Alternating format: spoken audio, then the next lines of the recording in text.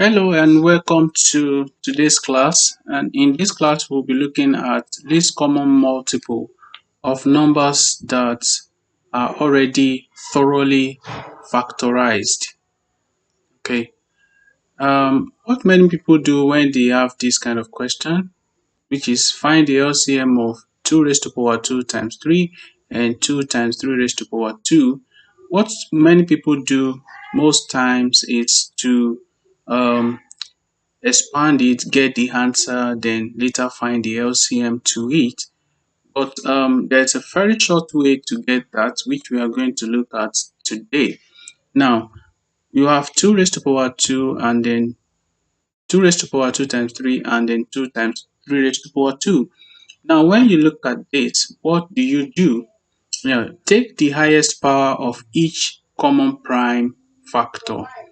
Now, this is basically telling us that when you're going to consider the common factors, okay, you consider the common factors and you also consider the distinct factors, that is, varied factors.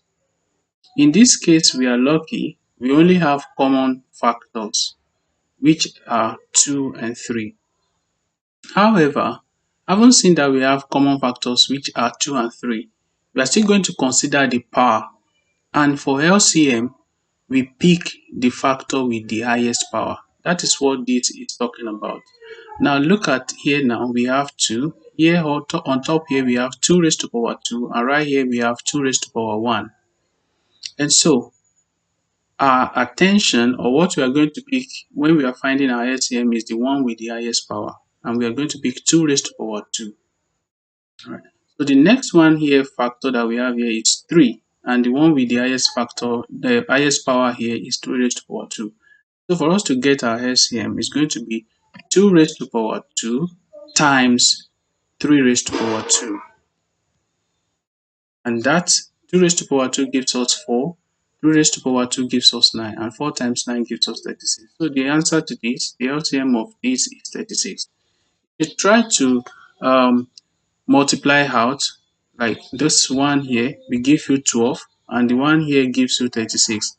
So if you find the LCM of 12 and 36, it gives you 36. Alright, so that's another way to try to check it out if that is correct. Alright, so the next one is, let's look at this question that says find the LCM of 2 raised to power 2 times 3. That's the first number that has already been factorized. Second is 2 raised to power 2 times 5 times 3 raised to power 2. And the third number is 2 times 3 times 5 raised to power 2. Yes, here we have 3 numbers, so we're going to put them down this way. Remember that in LCM, we're going to look at common factors, we're going to look at varied factors as well, and we are going to look at partially common factor if possible, because we are looking at 3 here now.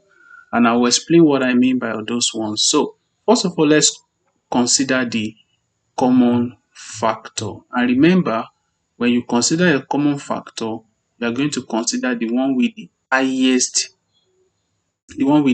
power. That is what you pick, get your LCM. Right, so 2 is common, and which one has the highest power? 2 raised to power 2. We pick that. We come to 3. 3 is common. Which one has the highest power? 3 raised to power 2. You pick that as well. Now, here, 5 is here, 5 is here, 5 is not here. So it means that 5 is partially common. Okay? Now, since it's partially common, we are still going to consider it when you are dealing with LCM. So which one has the highest power here? Which is 5. So for us to get our LCM now, that would be 2 raised to power 2 times 3 raised to power 2 times 5 raised to power 2.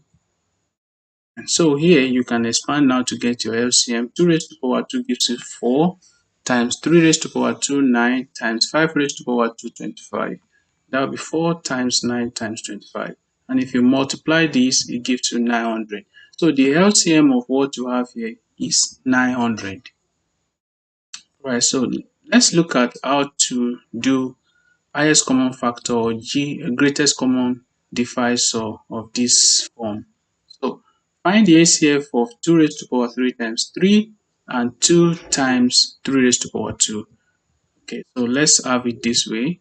In this situation, you are going to look at common factor only. Common factor only.